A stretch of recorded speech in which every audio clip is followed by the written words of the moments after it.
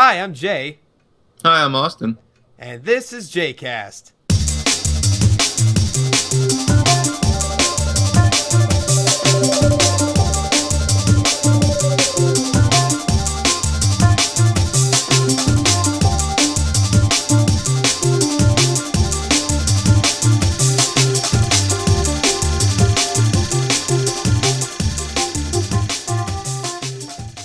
All right, what is going on, everybody?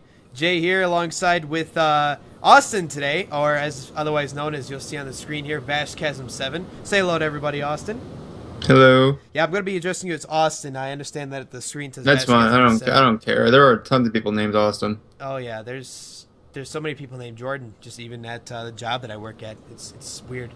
But anyway, welcome to another episode of JayCast today.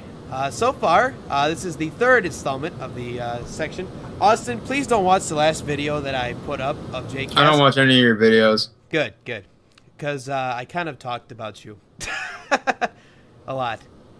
No, I'm kidding. I'm definitely watching it now, and then I'm unsubscribing. You weren't even subscribed in the first place. I am subscribed because you keep subscribing me. Oh, that's right. And then you just kind of left down there. No, I'm just kidding. But today's topic is about Nintendo's rise to finally getting back into their lifestyle. Back into the seat of, well, back to us getting in our seats to play their consoles again. It's kind of interesting. Like maybe about 6-7 months ago, I'm going to put this down.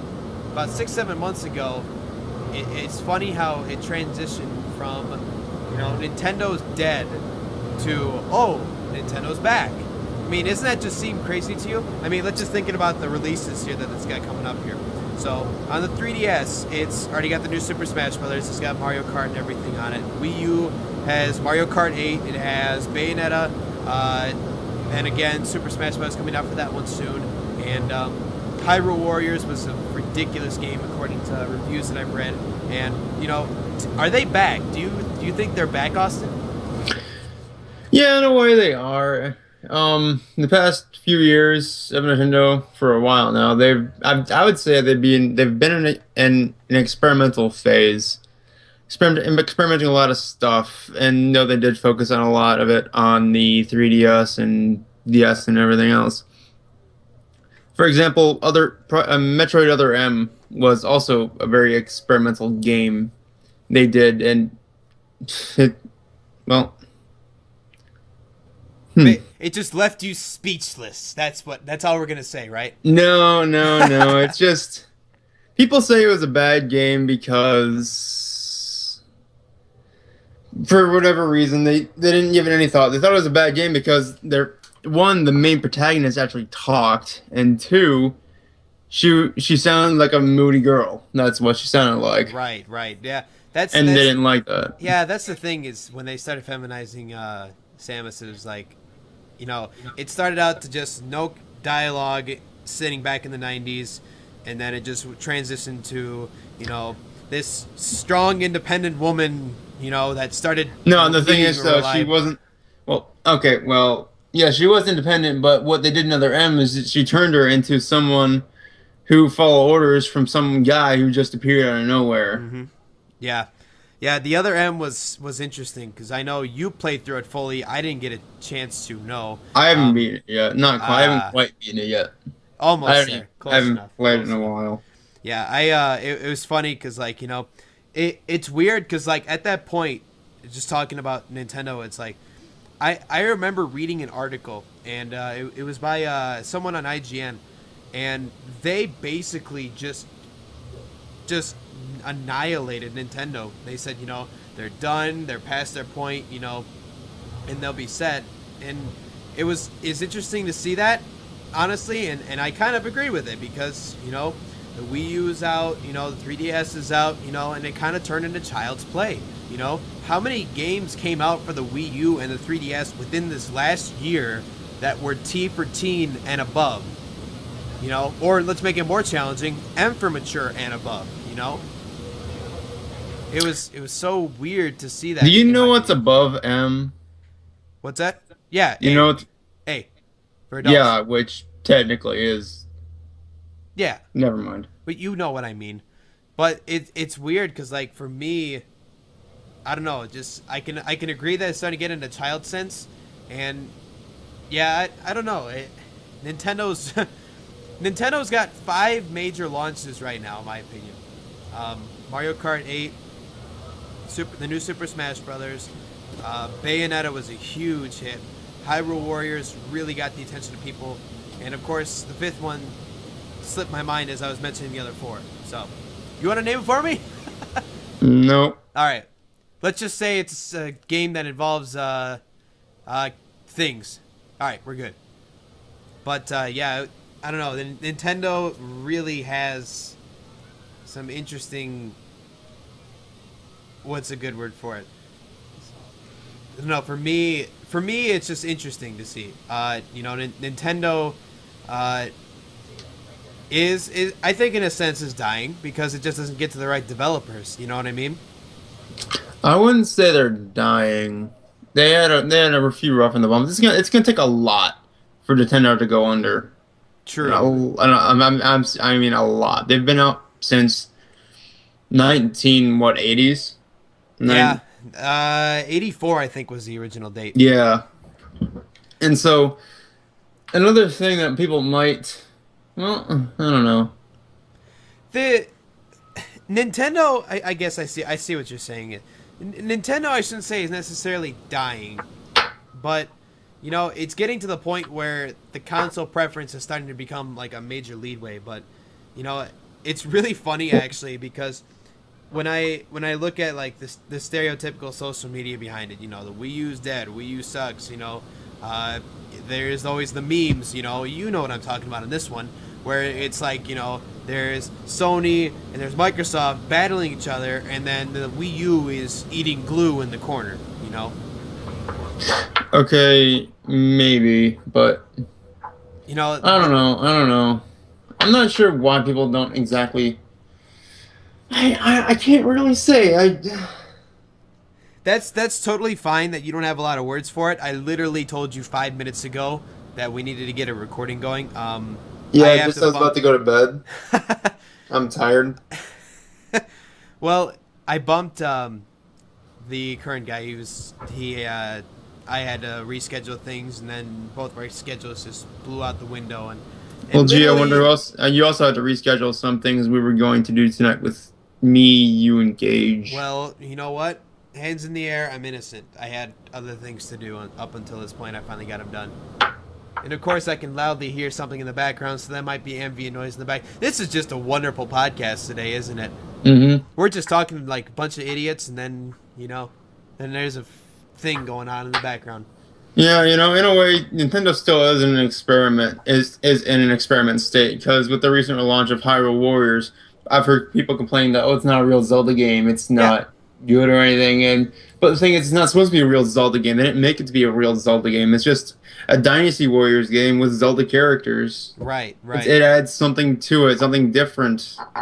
Well, I mean, it's not in some other plain puzzle solving, dungeon crawling game anymore. Right. At the moment. Like, and this might be a cheap plug, but like, for example, if you watch like some of Ego Raptor's bits about some of the old Legend of Zelda games, like he goes in depth behind it. Mm-hmm. And the one thing that I really like taking away from that moment was, he basically said, they followed the Legend of Zelda format was basically a formula that, every Zelda game followed consistently. And I think as it got to, what was it? It was either, it wasn't Ocarina of Time, it was after that. It was, I can't think of the game, but it'll come back to me. But, like, let me see, after Ocarina of Time, there was Majora's Mask. It wasn't Majora's Mask, it was the next one there. Twilight Princess? Twilight Princess, No, it was Wind Waker. Oh, no. Wind Waker. No. Skyward Sword is the newest one. For some reason, I was thinking that was the next one. My fault. Really? No, just shush. Just shush. It's 10 o'clock right now as we're recording this, and I'm not. This is going to be interesting just to even upload. But, what was I saying? Anyway, so like, you could notice the specific formula like consistently going out, and then that just like started drawing people away. They're like, it's the same thing, nothing's changing. And then Hyrule Warriors comes out and everybody's like, it's changed, we don't like this. In a way, it didn't really change all that much. I don't know. I don't see how it changed all that much. Some people have to point something out for me because I have no idea what they're talking about. That it changed.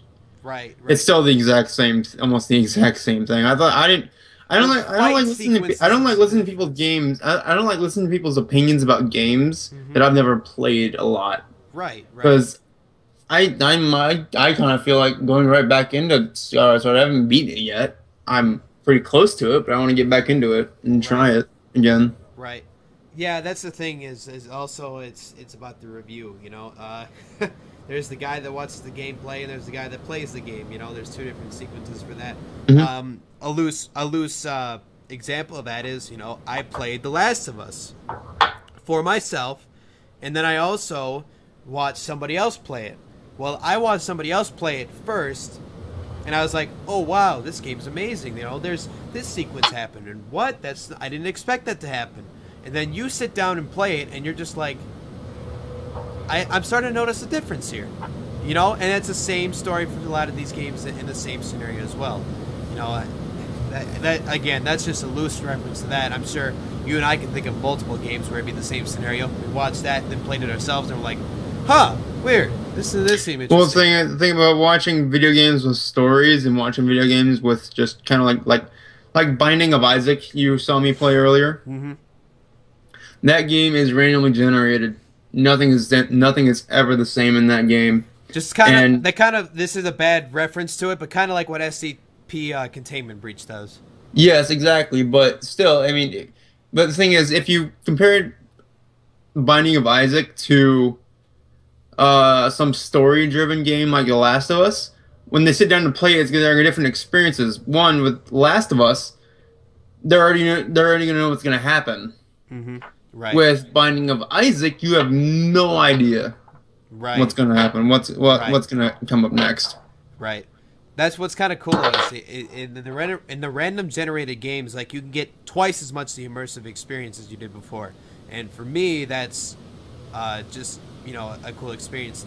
And like you were saying with Binding of Isaac, that's right on point. And but I don't know. It's interesting because the transition to game. We went so far off topic. Yeah, we're supposed to talk about Nintendo right now. We went from talking about Nintendo to Binding of Isaac, an indie game on Steam. Not Isaac. Isaac, sorry, but we're geniuses here, as you can tell. We do our research heavily. JayCast. We're both tired. I think we should stop. I wish, but sadly, I think we have nothing to fill.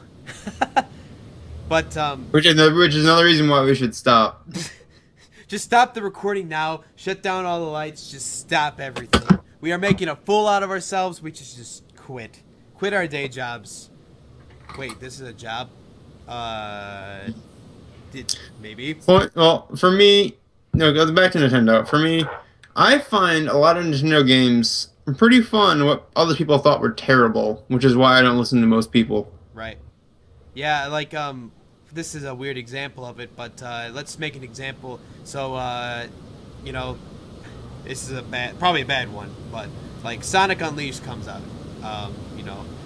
I read so many reviews and so many things about why this game sucked, and it was like one of my favorite PlayStation 2 games. games. we both like the game. That's what was really funny. It was like I played it on the PlayStation 2, played it on the Nintendo Wii, and both experiences I was totally fine with. I had no problems with it. I thought it was a cool transition. It's like, hey, cool, I don't have to go fast anymore. I can just beat the crap out of people. The transition phase, And personally, I really like what they did with Hyrule Warriors. For me, something a little different. Doesn't that seem like that Link was overdue to do that, though? Going through so many years of just, sword, slice a couple guys, trivial pays. It kind of needed something a little different, even if it was just for one game. Yeah, exactly. And honestly, I'd like to see them do that to Mario. Not like the Dynasty Warriors fact, but I'd like to see them do that where something besides Mario literally just turns into just the biggest tough guy on the block and just beats the crap out of people.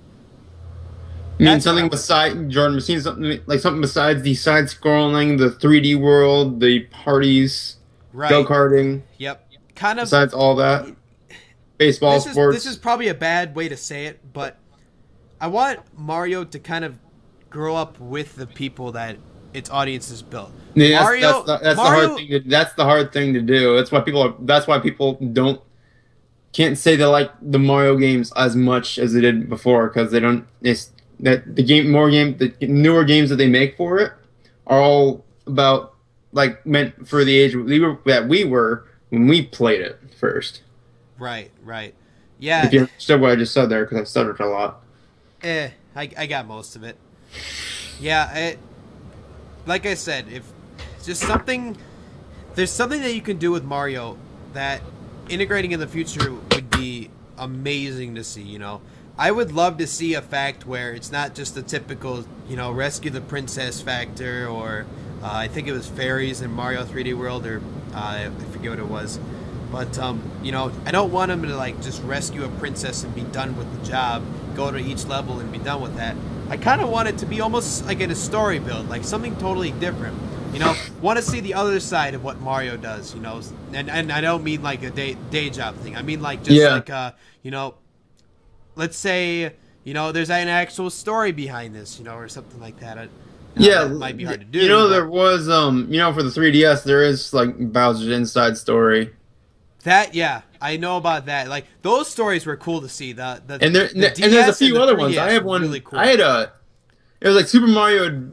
I forgot what the title was, but it was an awesome RPG Mario game that I played. Yeah. For the Super Mario Game RPG. Boy Advance. Yep, It was amazing. I know exactly what you're talking about. I've actually got it on an emulator and probably be playing it sometime in the future. On that'd be awesome. Let me play that. Let me play it. Oh yeah, you and I will be tag teaming on a live stream sometime this month to play it for a bit. With the new uploading schedule that I've got, I really, really, really like what I've done. Tuesdays podcast, Fridays, miscellaneous video.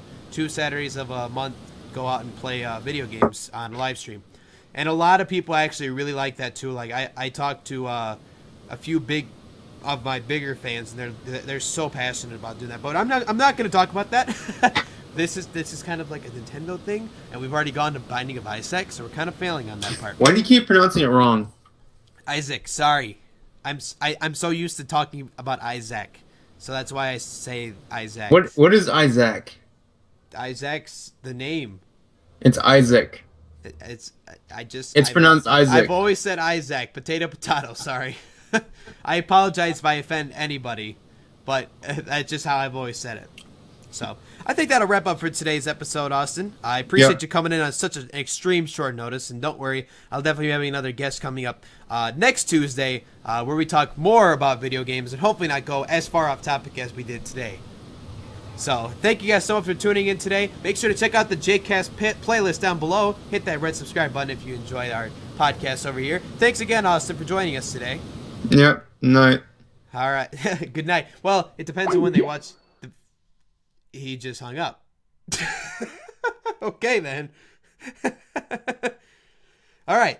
Thank you guys so much for watching today. And I'm Jay, wishing you a great day.